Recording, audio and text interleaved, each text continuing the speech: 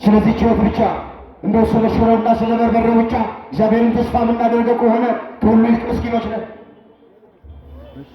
እግዚአብሔር ቤት እንዲሰራልን፣ መኪና እንዲገዛልን፣ ብርና ወርቅ እንዲሰጠን ብቻ ተስፋ የምናደርገው ከሆነ ምናምነው ከሆነ የተከተልነው ከሆነ ከሁሉ ይልቅ ምስኪኖች ነን እያለ ነው መጽሐፍ።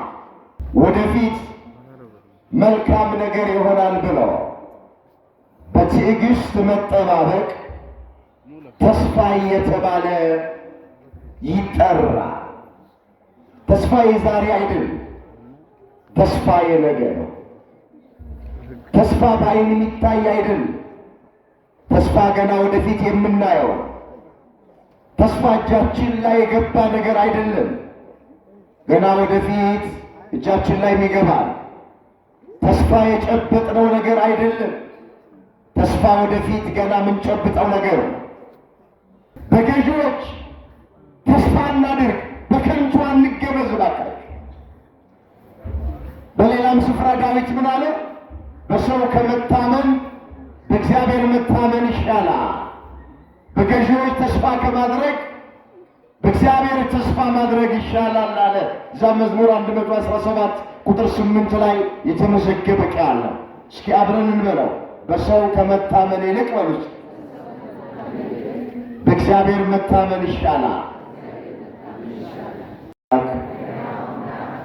ተስፋ እናድርግ። እግዚአብሔር በዚህ ርዕስ ሁላችንን እንዲያስተምረን የእሱ ቅዱስ ፍቃዱ ይሁንልን። ይህንን በርዕስነት ያነሳነውን ኃይለ ቃል በዚህ ስፍራ ላይ የተናገረው ሐዋርያው ቅዱስ ጳውሎስ ነው። ቃሉን ለጊዜው የተናገረው በሃይማኖት ለወለደው ለልጁ ለጢሞቴዎስ የተነገረ ቃል ለፍጻሜው በዚህ ዘመን ላለን ክርስቲያኖች የሚነገር ቃል። ርዕሱን የመረጥንበት ምክንያት በዚህ ዘመን ብዙ ሰው በሕይወቱ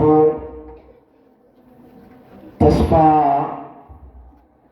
እየቆረጠ ነው። ሰራተኛው በስራው ተስፋ እየቆረጠ፣ ተማሪው በትምህርቱ ተስፋ እየቆረጠ ነው። የሚያምነው የማያምነው፣ እግዚአብሔርን የሚያውቀው እግዚአብሔርን የማያውቀው፣ ቤተ ክርስቲያን የምንመጣው ቤተ ክርስቲያን የማይመጡትም በዚህ ዘመን ብዙዎቻችን በቀቢጸ ተስፋ ላይ ነው ያለ። ይሄ ሀገር ያወቀው ፀሐይ የሞቀው የአደባባይ ምስጢር ነው፣ ማይደበቅ ዜና። የትምህርቱ ዓላማ የተቆረጠ ተስፋችንን በእግዚአብሔር ቃል መቀጠል፣ የደረቀውን ተስፋችንን በእግዚአብሔር ቃል ማለምለም ነው የትምህርቱ ዓላማ። በዚህ ርዕስ ውስጥ ባጭሩ አራት ነገሮችን ነው የምናየው። በመጀመሪያ ተስፋ ማለት ምን ማለት ነው የሚለውን የቃሉን ፍቺ እናያለን። ሁለተኛ ደረጃ ተስፋን የሰጠው ማን ነው የሚለውን እንመለከታለን። ሶስተኛ እግዚአብሔርን ተስፋ በማድረግ ምን እናገኛለን እሱን እናያለን። የመጨረሻ ክርስቲያኖች ተስፋ ማድረግ የሚገባቸው ምንድን ነው የሚለውን ተመልክተን ለዛሬ ትምህርታችንን እንቋጨዋል። ቆሞ ለመናገር ቁጭ ብሎም ለማድመጥ እግዚአብሔር የቃልን ደጅ ሲከፍት እሱ ሲፈቅድ ነውና ለእኔ ለባሪያው ተናጋሪ የሆነ አንደበትን ለእናንተም ለሰሚዎቹ አስተዋይ የሆነ ልቡናን ቸሩ አምላካችን እግዚአብሔር ለሁላችንም በቸርነቱ ያደለ በሕያው አምላክ ተስፋ እናድርግ።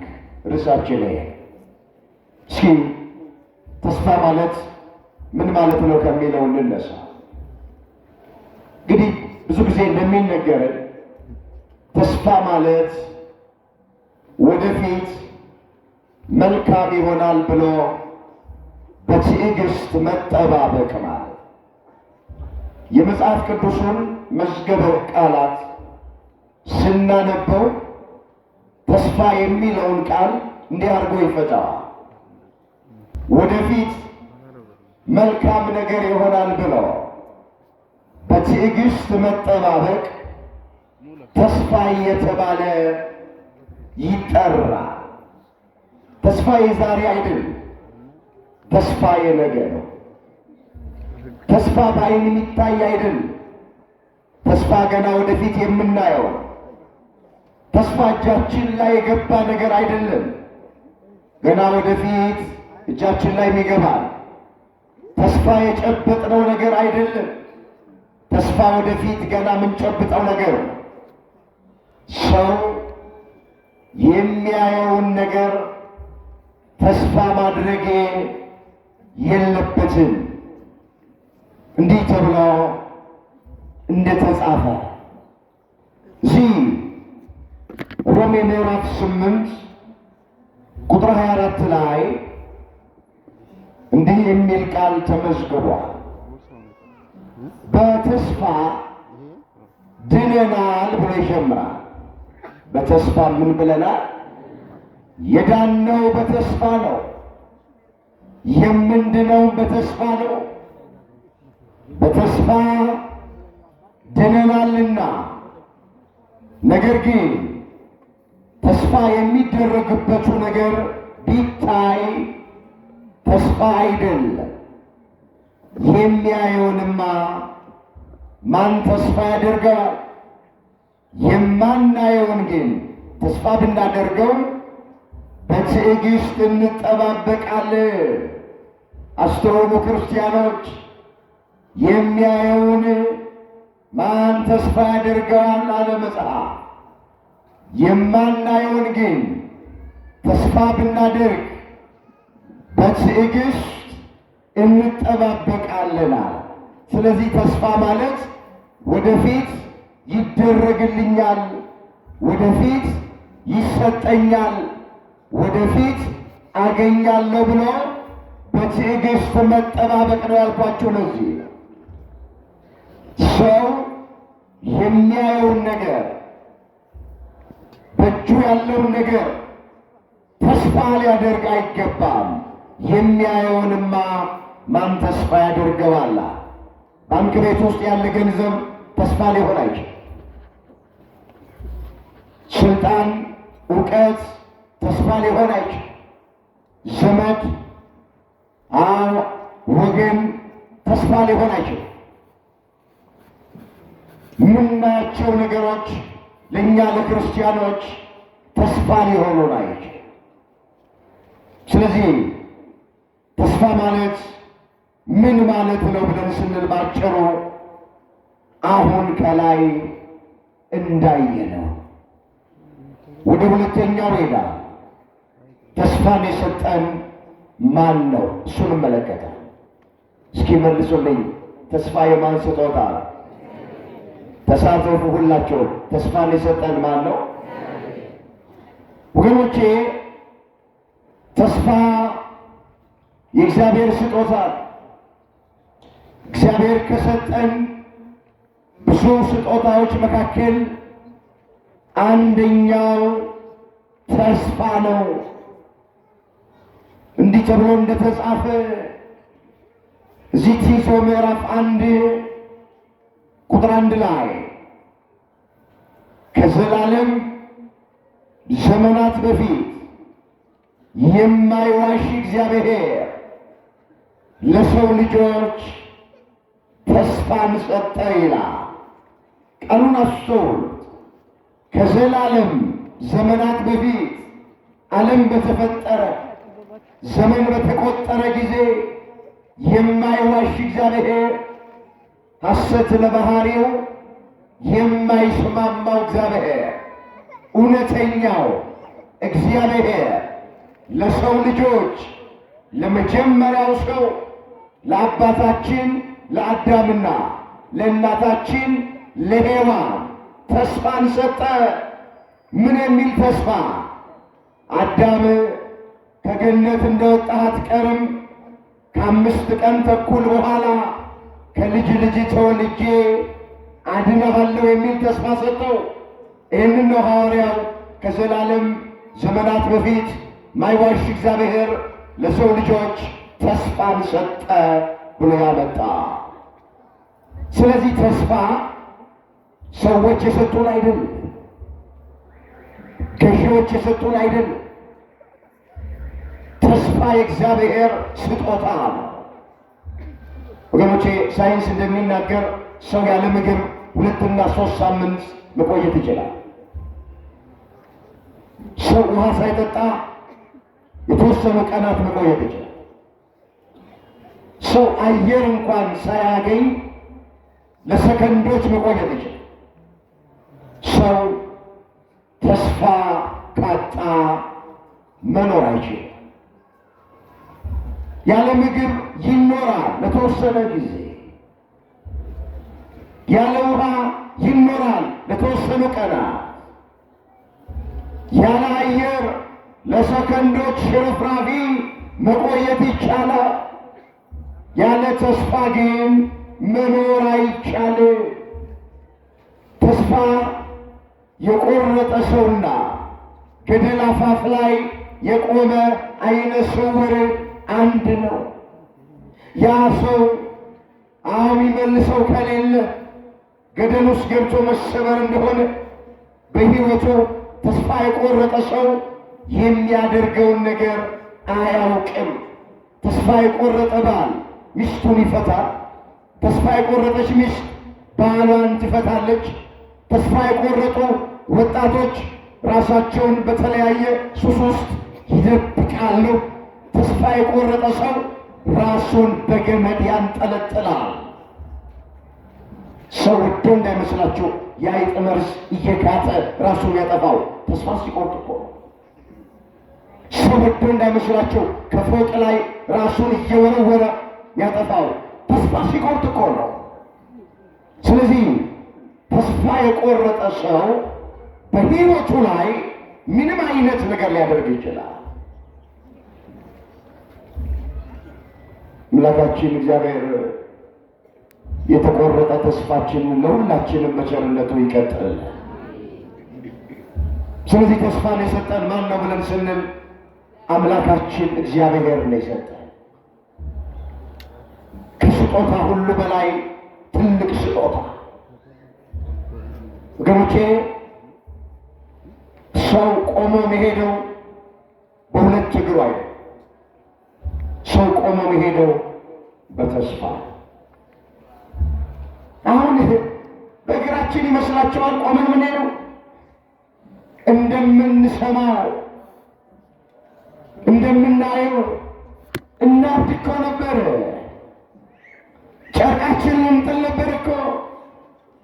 ነገር ግን ተስፋ ስላለ ነገ የተሻለ ቀን ይሆናል ብለን ያጣን እናገኛለን፣ የወደቅን እንነሳለን፣ ያለቀስን እንባችን ይታበሳል፣ የታሰሩ እንፈታለን ብለው፣ ጤና ያጡ ጤና እናገኛለን ብለው፣ ልጅ ያጡ ልጅ እናገኛለን ብለው፣ የፍርድ ቤት ጉዳይ ያላቸው ፍትህ እናገኛለን ብለው፣ ሁላችን የምንኖረው በተስፋ ነው። ሰው የሚኖረው ወገኖች በተስፋ ነው።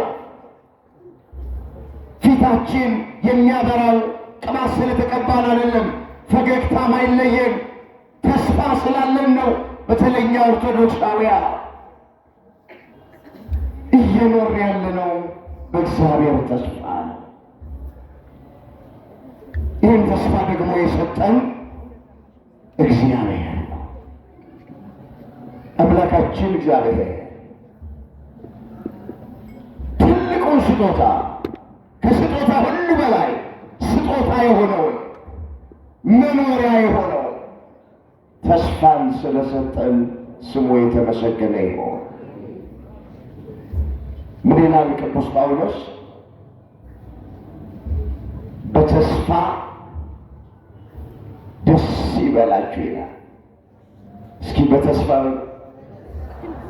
ደስ ይበላችሁ። በምን ደስ ይበላችሁ? ደስ ብሎን የምንኖረው በምንም አይደለም። ጠጥተን ስለረካን አይደለም። በልተን ስለጠገብን አይደለም። በሌላም ነገር አይደለም። በደስታ ሆነ የምንኖረው ብዙዎቻችን በተስፋ ነው። ሮሜ ምዕራፍ 12 ቁጥር 8 ላይ የተመዘገበ ቃል በተስፋ ደስ ይበላችሁ፣ በመከራ ታገሱ፣ በጸሎት ጽኑ አለ ሐዋርያ። መከራን የምንታገሰው ተስፋ ስለምናደርግ ነው። በሕይወታችን ምንም ነገር ቢገጥምን ትከሻችንን ሰፊ አድርገን በጸጋ የምንቀበለው እግዚአብሔርን ተስፋ ስለምናደርግ ነው። በተስፋ ነው። ተስፋ ባይኖር በዚህ ምድር ላይ መኖር አንችል። ስለዚህ ይህን ተስፋ ደግሞ የሰጠን አምላካችን እግዚአብሔር ነው። ወደ ሦስተኛው እንሄድ። ጥቂት እዚህ ላይ ቆይታ እናደርጋለን። እግዚአብሔርን ተስፋ በማድረግ ክርስቲያኖች ምን ያገኛል? ወገኖቼ እግዚአብሔርን ተስፋ በማድረግ ብዙ ነገር ማግኘት እንችላለን። ብዙ ነገር ከእግዚአብሔር መቀበል እንችላለን። ምናጣው ነገር የሚጎልብን ነገር እሱን ተስፋ አድርገው አባቶቻችን እንባቸው የታበሰላቸዋል፣ እንቆቅልሻቸው የተፈታላቸዋል፣ ያጡትን ጤና ያገኙዋል፣ ያጡትን ሰላም ያገኙዋሉ፣ በጠላት ላይ ኃይል የተቀዳጁ አሉ፣ በጦርነት ኃይለኞች የሆኑ አሉ፣ የአናብስቱን አፍ የዘጉ አሉ፣ ከእሳት ያመለጡ አሉ። እግዚአብሔርን ተስፋ በማድረግ በብሉይ ኪዳንም በአዲስ ኪዳንም ቅዱሳን አባቶቻችን ብዙ ነገር ተደርጎላቸዋል። ብዙ ነገር ተቀብለዋል። አላፈሩም፣ አልጎደለባቸውም። ያጡት አንዳች ነገር የለም። ዳዊት ምን ብሎ ዘመረ? አንተን ተስፋ የሚያደርጉ አያፍሩ፣ በከንቱ የሚገበዙ ግን ያፍራሉ አለ። እዛ መዝሙር 24 ቁጥር 3 ላይ የተመዘገበ ቃል። እስኪ አብረን እንበለው ቃሉን። አንተን በሉ እስኪ ሁላችሁ ተናገሩ። አንተን ተስፋ የሚያደርጉ አያፍሩም፣ በከንቱ የሚገበዙ ግን ያፍራሉ። አንተን ተስፋ የሚያደርጉ እግዚአብሔርን ማለት ነው። አንተ ያለ እግዚአብሔርን ነው። አያፍሩም። ወገኖቼ እግዚአብሔር ተስፋ ቢያደርጉት አያሳፍርም። እግዚአብሔር ቢያምኑት አይከዳም። አንተን ተስፋ የሚያደርጉ አያፍሩም ተብሎ ስለተጻፈ በገዢዎች ተስፋ እናድርግ፣ በከንቱ አንገበዝ እባካችሁ። በሌላም ስፍራ ዳዊት ምን አለ? በሰው ከመታመን በእግዚአብሔር መታመን ይሻላል። በገዢዎች ተስፋ ከማድረግ በእግዚአብሔር ተስፋ ማድረግ ይሻላል አለ። እዛ መዝሙር 117 ቁጥር 8 ላይ የተመዘገበ ቃል ነው። እስኪ አብረን እንበለው።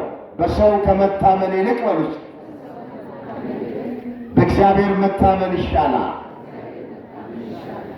በገዢዎች ተስፋ ከማድረግ ይልቅ በእግዚአብሔር ተስፋ ማድረግ ይሻላል። በማን ተስፋ ማድረግ ይሻላል? በከንቱ የሚገበዙ ያፍራሉ ማለት። በገዢዎች ተስፋ የሚያደርጉ ያፍራሉ። በሰዎች ተስፋ የሚያደርጉ ያፍራሉ። በሰዎች የሚታመኑ ያፍራሉ። በሰው የታመንበት ዘመን ይብቃ። በባለ ጊዜዎች፣ በባለ ገንዘቦች፣ በባለ እውቀቶች ተስፋ ያደረግንበት የታመንበት ዘመን ይብቃል። ቢያምኑት ማይከዳ ተስፋ ቢያደርጉት የማያሳፍር መድኃኔ ዓለም ኢየሱስ ክርስቶስ ብቻ ነው። ክብር ምስጋና ለስሙ ይሁን። ከፍ አድርጋችሁ አመስግኑ።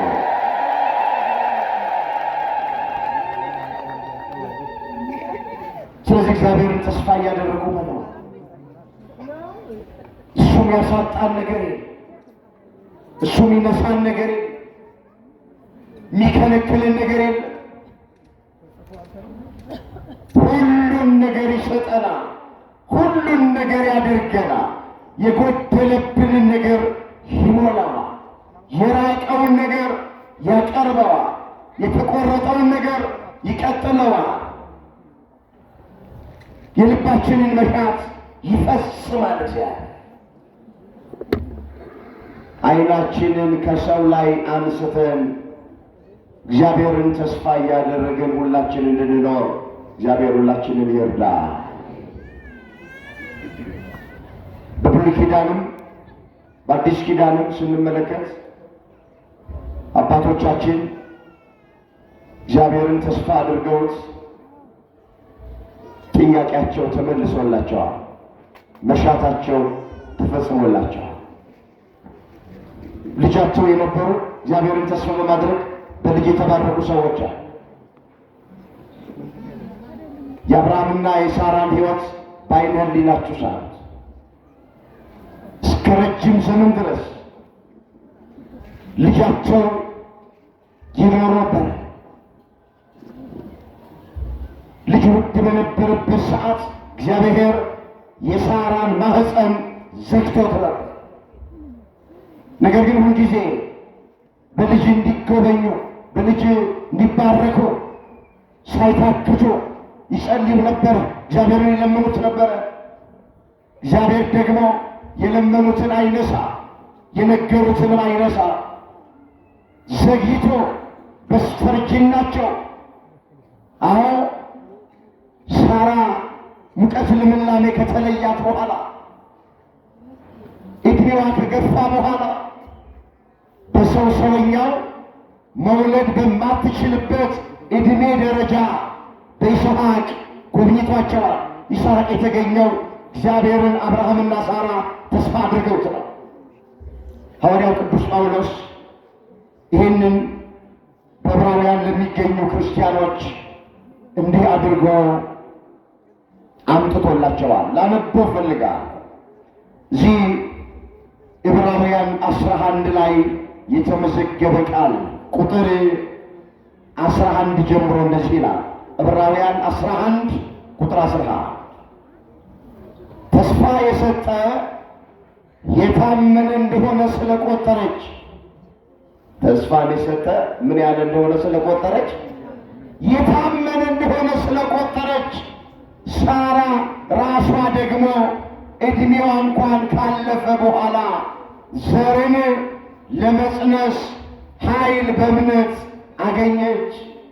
ስለዚህ ደግሞ ብዛታቸው እንደ ሰማይ ኮከብ እንደማይቋጠር ባህር ዳር እንዳለ አሸዋ የነበሩት የሞተ ሰው እንኳን ከመሰለው ከአንዱ ተወለዱ አለ። ሳራ ዘርን በማህፀኗ የጸነሰችው ልጅን ያገኘችው በፍሬ በዘር የተባረከችው በተስፋ ነው። ተስፋ የሰጠው የታመን እንደሆነ ስለቆ ቆጠረች። ሳራ ራሷ ደግሞ ዕድሜዋ ካለፈ በኋላ እግዚአብሔርን ተስፋ አድርጋ በልጅ ተባረከች፣ በልጅ ተጎበኘች። ስለዚህ እዚህ ጉባኤ ውስጥ በትዳር ውስጥ እየኖራችሁ በጋብቻ ውስጥ እየኖራችሁ ምናልባት ልጅ ያልተሰጣችሁ በልጅ ያልተጎበኛችሁ ሰዎች ካላችሁ የሳራ አምላክ የእናንተ አምላክ ሳራን በይስሐቅ እንደ ጎበኛት እናንተንም ሊጎበኛችሁ ይችላል። በትዕግሥት ሆናችሁ ጠብቁት፣ በተስፋ ጠብቁት። መጽሐፍ ቅዱስን ስናነብ ብዙ መካኖች ነበሩ፣ እግዚአብሔር ለሁሉ ልጅ ሰጥቷቸዋል፣ ሁሉን በልጅ ባርኳቸዋል። እግዚአብሔር በተስፋ የሚጠባበቁትን አያሳፍራቸው። የሚያሳጣቸው ነገር የለም፣ የሚነሳቸው ነገር የለም። የርብቃን ታሪክ ስናጠና ስለ አንድ ልጅ ስትለምን 2 ልጅ ነው የተሰጣት። የራሔልን ታሪክ ስናጠና እንዲሁ በእግዚአብሔር ተጎብኝታለች። የሐናን ታሪክ ስናጠና በሳሙኤል ተጎብኝታለች። አዲስ ኪዳን ላይ ስንመጣ የካህኑ የዘካርያስ ሚስት ቅድስት ኤልሳቤጥ በመጥምቀ መለኮት በቅዱስ ዮሐንስ ተጎብኝታለች።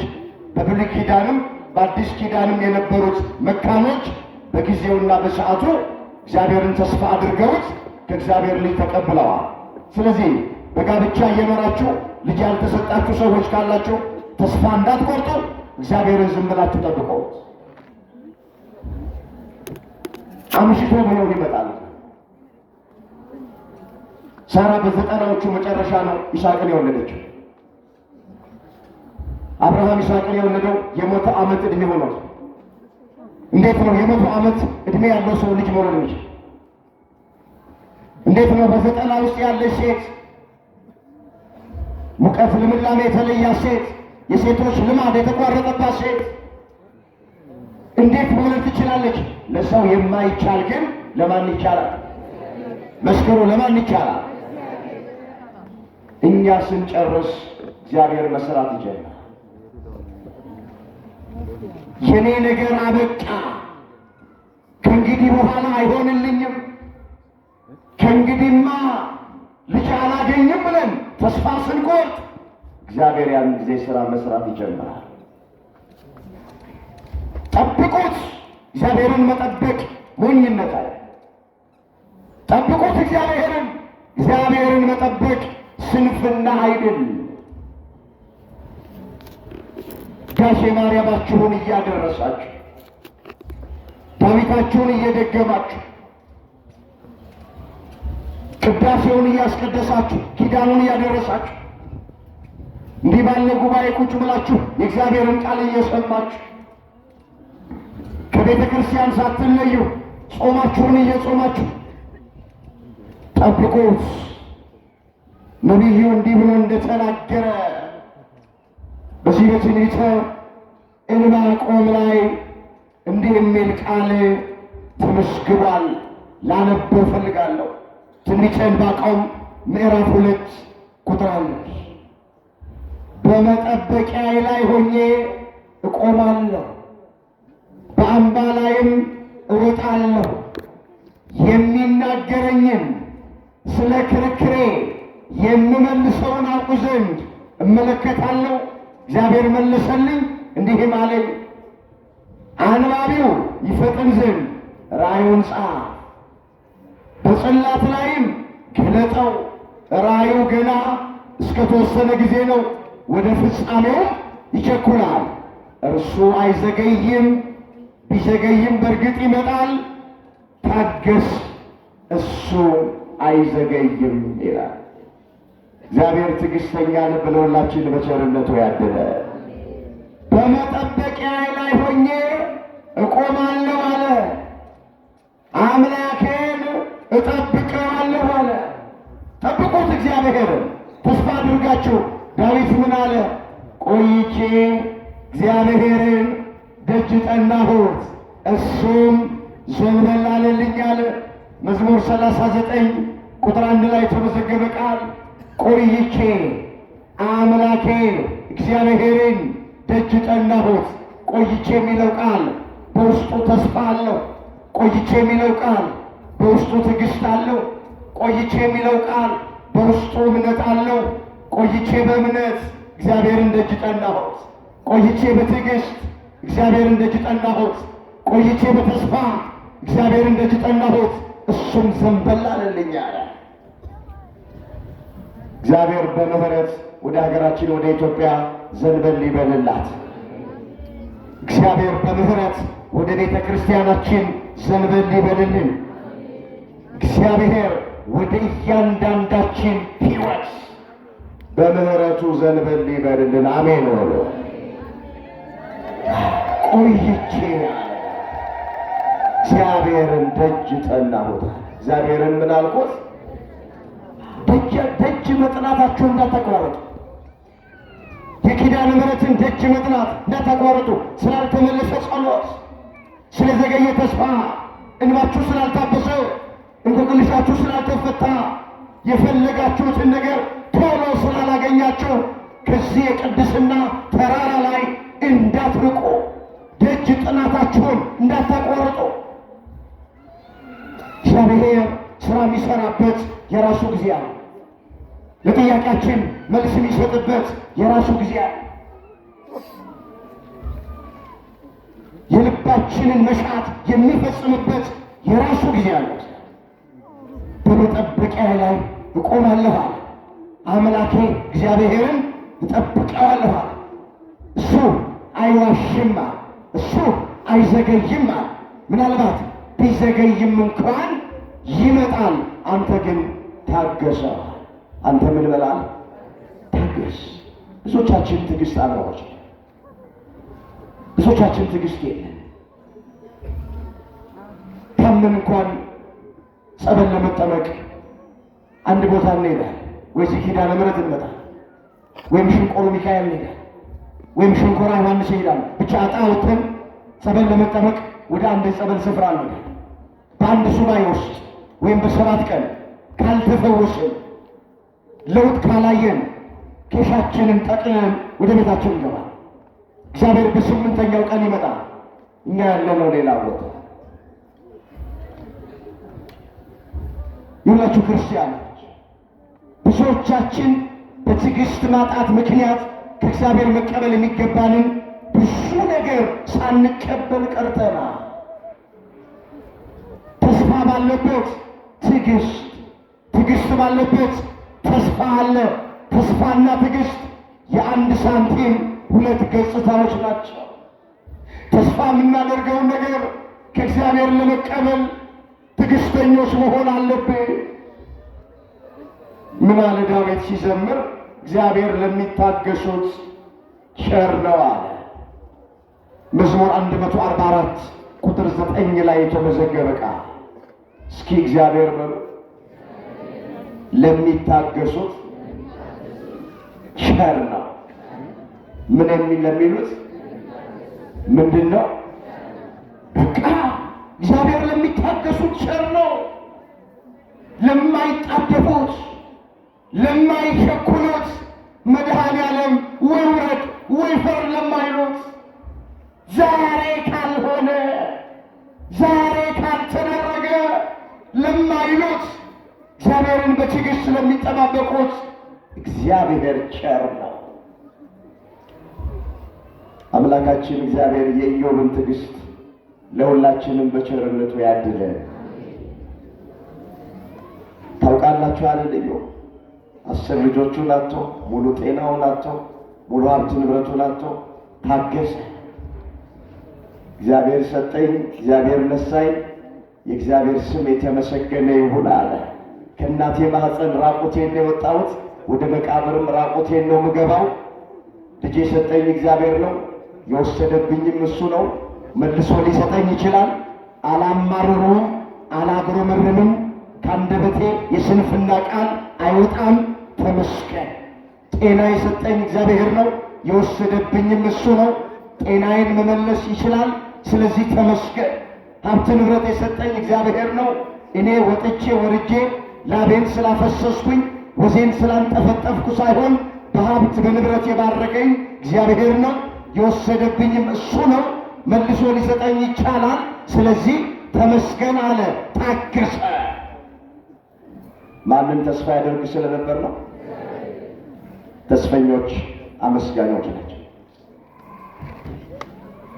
ምንም ነገር በሕይወታቸው ይጠማቸው እግዚአብሔርን ተስፋ የሚያደርጉ ሰዎች ከአንደበታቸው የስንፍና ቃል አይወጣም። የታል 3 ሰዓት ቆሜ ማስቀድስለት እግዚአብሔር ይህ ሁሉ መከራ ሲደርስብኝ አይሉ። የታል ጠዋት ማታ ኪዳነ ምሕረት ደጅ የምጠናው አይሉ። የታል የምጾምለት አይሉ። አስራት በኩራቴን ማውጣለት አይሉ። የታል ገዳም ለገዳም ዞርለት አይሉ። የታል የቆረብኩለት እግዚአብሔር አይሉ። አያማርሩም፣ አያጉረመርሙም፣ ተመስገን ይላሉ። እግዚአብሔርን በተስፋ ይጠብቁታል። ጠበቀ በተስፋ ጠበቀ፣ በትዕግስት ጠበቀ፣ በእምነት እግዚአብሔርም አላሳጣውም፣ እግዚአብሔርም አላሳፈረውም። ጤናውን መለሰለት አይደል? ሀብት ንብረቱን እጥፍ አድርጎ ሰጠው አይደለም? ልጆቹን የተዋቡና የተባረኩ አድርጎ መለሰለት ነው የሚለው። ክብር ምስጋና ለአምላካችን ለእግዚአብሔር ይሁን።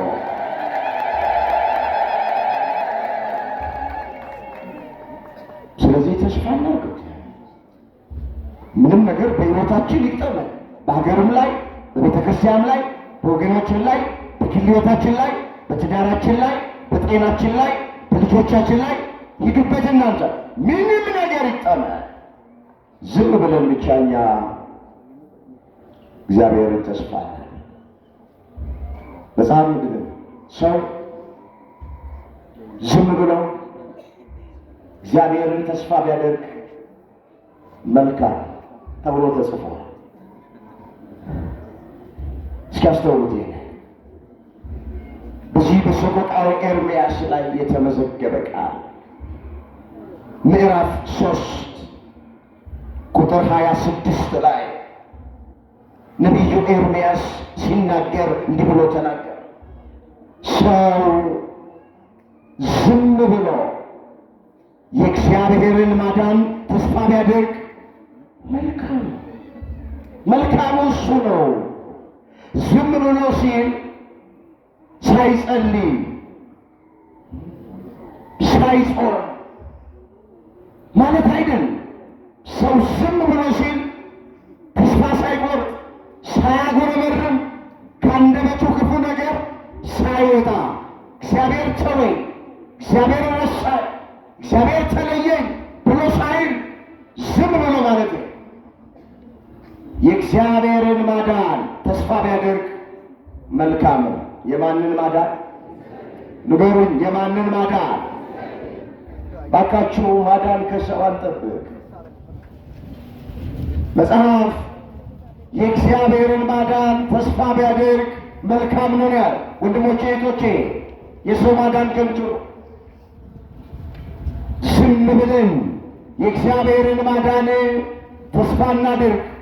የድርሻችንን እየተወጣ የሚጠበቅብንን ነገር እያደረግን እያለቀስን እያነባን እየጾምን እየጸለይን የእግዚአብሔርን ማዳን ተስፋ እናድርግ። በግል በገጠመን ነገር፣ እንደ ሀገር በገጠመን ነገር፣ በቤተ ክርስቲያን ላይ እንደገጠመን ነገር የእግዚአብሔርን ማዳን ተስፋ እናድርግ። አሁን ያለነው ሱባኤ ላይ ነው። አሁን ያለነው ጾም ላይ ነው። ጾሙ ከገባ ዛሬ 2ኛ ቀን ላይ ያለን ጥሩ አጋጣሚ ነው። ምቹ ጊዜ፣ አብዝተን የምንጸልይበት፣ አብዝተን እግዚአብሔርን ደጅ የምንጠራበት፣ አብዝተን ከእግዚአብሔር ጋር የምንገናኝበት፣ ስለ ሀገራችን ጸሎት የምናቀርብበት፣ ስለ ቤተ ክርስቲያናችን ጸሎት የምናቀርብበት፣ በግፍ መከራ እየተቀበሉ ስላሉ ወገኖቻችን በማንነታቸው ምክንያት ስለሚገፉት፣ ስለሚሰደዱት፣ ስለሚገደሉት ወገኖቻችን እግዚአብሔርን ደጅ የምንጠላበት የምንጸልይበት ጥሩ ጊዜ ሱባኤ ላይ ጾም ላይ ያለ ነው። ከ7ቱ የአዋጅ አጽዋማት መካከል አንዱ የሆነውን ጾመ ነቢያትን ወይም ደግሞ የገናን ጾም ከያዝነው ዛሬ 2ኛ ቀናችን። ምክንያት መስጠት ትተን ይሄ ቄስ ጾም ነው፣ ይሄ የመነኩሴ ጾም ነው፣ ይሄ ጳጳስ ጾም ነው ማለታችንን ትተን አሁን የሚያዋጣን በጾምና በጸሎት ወደ እግዚአብሔር መመለስ ነው። ጊዜው ያስገድደናል። ኢትዮጵያ ጸሎት ትፈልጋለች። ቤተክርስቲያን ጸሎት ትፈልጋለች። ወገኖቻችን ጸሎት ይፈልጋል። ጾም የምንጾምበት ምክንያት ደግሞ የመጀመሪያው ለመጸለይ። እየጾመ የማይጸልይ ሰው የረሃብ አድማ ላይ። ጸሎትን ያለ ጾም መፈጸም ያለ ጾም ማድረግ ይቻላል። ጾም በሌለበትም ወራት እንጸልያለንና፣ አንድ የሚጾም ሰው ግን የመጸለይ ግዴታ አለበት። ቅድም እንዳልኳቸው የምንጾምበት ምክንያቱ ለመጸለይ ነው አንደኛ እንጂ በጾማችን ጊዜ ማንጸልይ ከሆነ እግዚአብሔር ፊት ለጸሎት ማንቆም ከሆነ ምንድን ነው ትርጉሙ? የረሃብ አድማ እያደረግን ነው ማለት ነው። እግዚአብሔር በዚህ አይከብርም። እግዚአብሔር በዚህ አይደሰትም። አምላካችን እግዚአብሔር ከጾም ያራቁትን ወገኖቻችንን ወደ ጾም ያቀርብልን። ለምንጾመው ደግሞ ጸሎትን እንድንጨምር ሁላችንን በቸርነቱ ያግዘን። እንመለስ። እግዚአብሔርን ተስፋ በማድረግ የጎደለን ነገር ይሞላልናል፣ የራቀብን ነገር ይቀርብልናል፣ ያጣነውን ነገር እናገኛለን። አንዳች ምናጣው ነገር ምንም ነገር በሕይወታችን ከእኛ የሚጠበቀው ዝም ብለን ማንን ተስፋ ማድረግ? ንገሩ፣ ማንን ተስፋ ማድረግ? በቃ እግዚአብሔር ከዛ ያስተካክለዋል፣ ይሰራዋል፣ ያሳምረዋል። መጨረሻ ዳዊት ሲዘምር ምን አለ? አሁንስ አለ ተስፋዬ ማን ነው አለና እግዚአብሔር አይደለምን? መዝሙር 37 ቁጥር 8 ላይ የተጻፈ እስኪ አሁንስ በሉላችሁ። ተስፋችን ማን ነው? እግዚአብሔር አይደለምን? ተስፋችን ማን ነው? ዳዊትን የሚያክል ንጉሥ በቤተ መንግስት የሚኖር በሰራዊት የሚታጀብ አሁንስ ተስፋዬ ማን ነው አለ። ሰራዊት አይደለም አላለም። በሰራዊቱ አልታመንም። ሰራዊቱን ተስፋ አላደረገም። አሁንስ ተስፋዬ ማን ነው አለ። ስልጣኑን ተስፋ አላደረገም። ንጉሥ ሆኖ በብዙ ሰራዊት እየታጀበ በቤተ መንግስት እየኖረ የዳዊት ተስፋ እግዚአብሔር ነበር። አሁንስ ተስፋዬ ማን ነው? እግዚአብሔር አይደለም ምን አለ። ታዲያ ዳዊትን የሚያክል ሰው ተስፋው እግዚአብሔር ከሆነ እኛም ምስኪኖቹማ ከእግዚአብሔር በቀር ምን ተስፋ አለ? ከእግዚአብሔር በቀር ሌላ ምን ተስፋ ማድረግ አለ? ምንም የለም። በቃ ተስፋችን እግዚአብሔር ነው። በቃ አይናችሁን ከሰው ላይ አነሱ። ቅድም እንዳልኳችሁ እኮ ነው። ሰው ተስፋ ቢያደርጉት ያሳፍራል፣ ቢደገፉት ይሰበራል። ሸምበቆ ነው፣ ቢያምኑት ይከዳል። እግዚአብሔር ብቻ ተስፋ ቢያደርጉት አያሳፍርም። ስንቶቹን አምነናቸው ካሉ፣ ስንቶቹን ተስፋ አድርገናቸው አሳፈሩን። ቃላቸውን አጠፉብን እንደማያውቁ ነው። ስለዚህ እሱን ተስፋ በማድረግ ሁሉን መቀበል እንችላለን። በሕይወታችን ፈተና ቢገጥመን መከራ ቢገጥመን እግዚአብሔርን ተስፋ ካደረግን ከገጠመን መከራ ውስጥ ማን ሊያወጣን ይችላል? ንገሩ፣ ማን ሊያወጣን ይችላል? እግዚአብሔር። እግዚአብሔር ምንድን ነው የገጠማችሁ? ምንድን ነው የምትፈልጉት? ምንድን ነው የጎደላችሁ? ተስፋ አድርጉት። ያስወጣል፣ ያሻግራል። እግዚአብሔር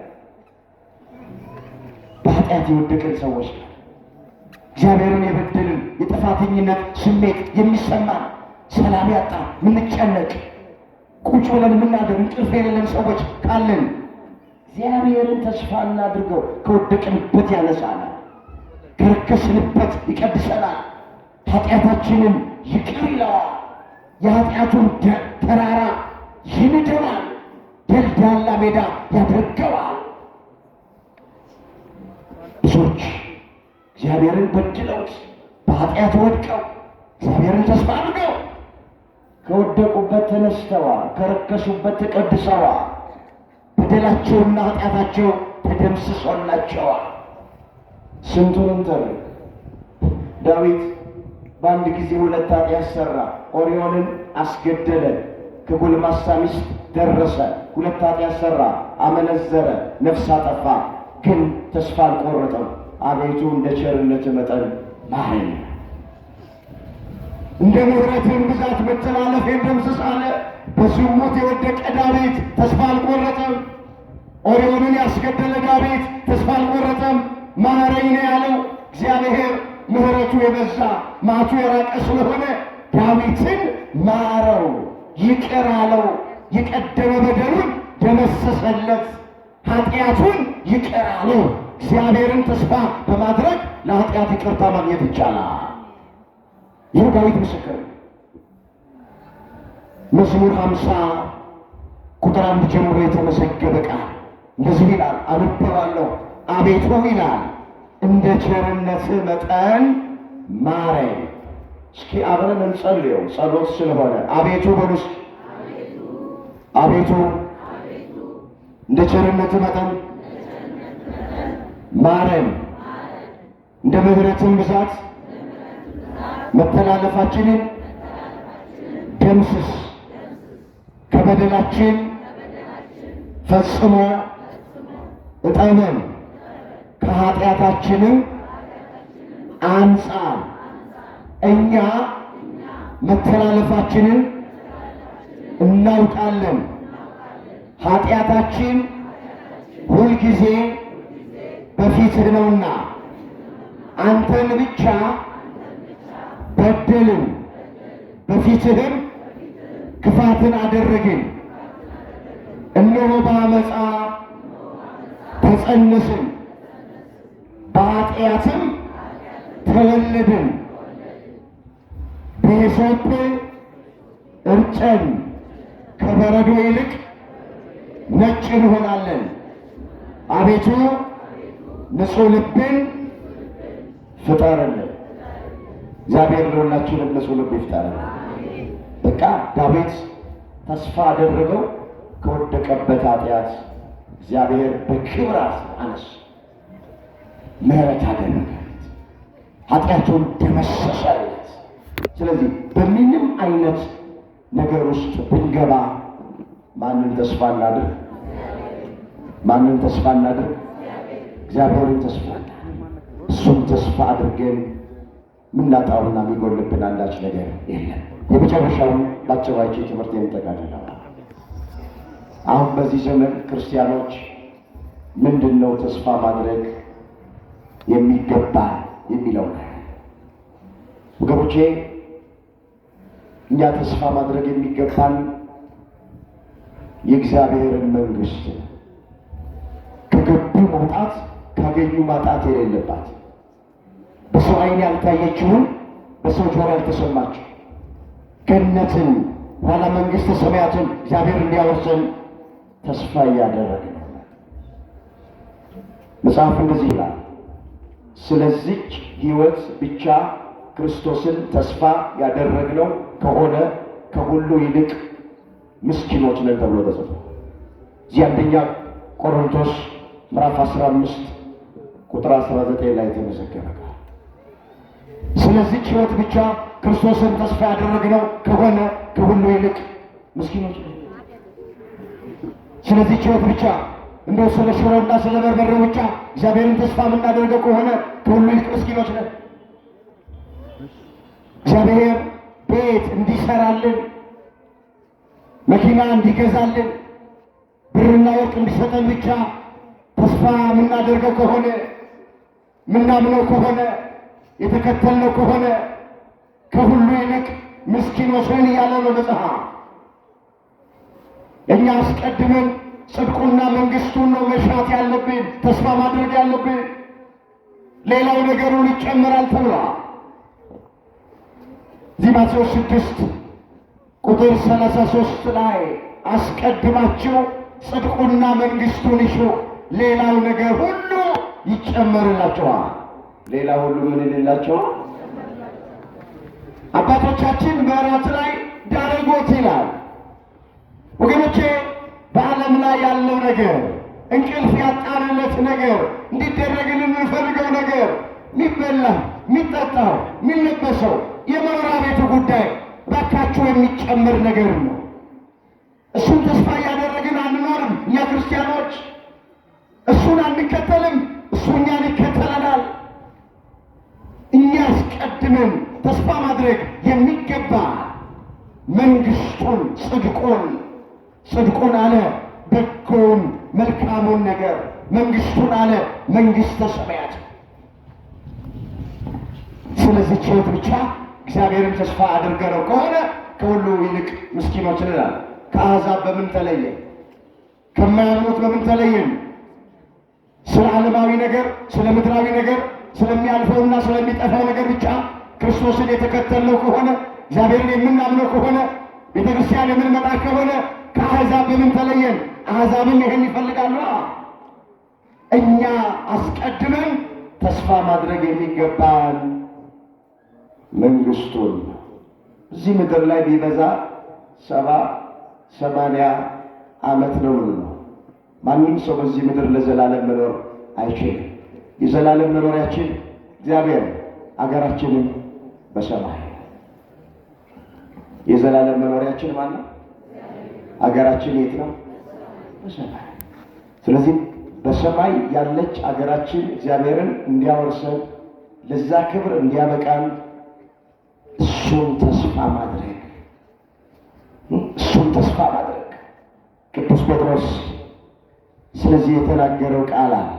እንዲህ ይላል እዚህ አንደኛ ጴጥሮስ ምዕራፍ 3 ቁጥር 10 ላይ የተመዘገበ ቃል እንደ ተስፋ ቃሉ እግዚአብሔር መንግስቱን ያወርሰናል። እንደምን ቃሉ? እንደ ተስፋ ቃሉ መንግስቱን ያወርሰናል። ስለዚህ ክርስቲያኖች አስቀድመው ተስፋ ማድረግ የሚገባቸው መንግስቱን እሱ እንዲያወርሳቸው ለዘላለም ከእሱ ጋር ለመኖር፣ ስለ ሰማያዊ ነገር፣ ስለማያልፈው ነገር፣ ስለማይጠፋው ነገር፣ በሰማይ ስላለው ነገር እሱን ተስፋ እያደረግን መኖር አለብን። በሕያው አምላክ ተስፋ እናድርግ። ርዕሳችን ይሄ ነው። በማን ተስፋ እናድርግ? በማን ተስፋ እናድርግ? የሁላችንም ዓይን ተስፋ የሚያደርገው ማንን ነው? ማንን ነው? ዳዊት የሁሉም ዓይን አንተን ተስፋ ያደርጋል። እስኪ የሁሉም ዓይን ነው አንተን ተስፋ ያደርጋል። ማንን ነው ተስፋ የምናደርገው? ካህኑም፣ ምዕመኑም፣ አገልጋዩም፣ ተገልጋዩም፣ ድሃውም፣ ሀብታሙም፣ ትንሹም፣ ትልቁም፣ የተማረውም፣ ያልተማረውም፣ በአማረ ቤት የሚኖረውም፣ በደሳሳ ጎጆ ውስጥ የሚኖረውም ተስፋ የሚያደርገው ማንን ነው? እዛ መዝሙር 144 ቁጥር 15 ላይ የተመዘገበ ቃል የሁሉም ዓይን አንተን ተስፋ ያደርጋል። አንተም አለ እጅህን ትከፍታለህ፣ ሥጋ ለለበሰ ሁሉ ምግብን ትሰጣቸዋለህ። በቃ እሱ ነው ተስፋችን። ስለዚህ ስንወጣ፣ ስንገባ፣ ስንቀመጥ፣ ስንነሳ በሕይወታችን ዘመን ሁሉ እሱን ተስፋ እያደረግን እንድንኖር መድኃኔዓለም ሁላችንን በቸርነቱ ይርዳል። በሕያው አምላክ ተስፋ እናድርግ። ያስተማረን፣ የመከረን፣ የገሰጸን የአባቶቻችን አምላክ እግዚአብሔር ስሙ የተመሰገነ ይሁን። ድንግል ማርያም ጣዕሟን ባንደበታችን ፍቅሯን በልባችን ትሳልብን። የያዝነውን ጾም የበረከት ጾም፣ የምህረት ጾም፣ የይቅርታ ጾም፣ የፍቅር ጾም፣ ዋጋ የምናገኝበት ጾም ለሁላችንም ያደርግልን። የሁላችንን መጨረሻ እግዚአብሔር ያሳያል።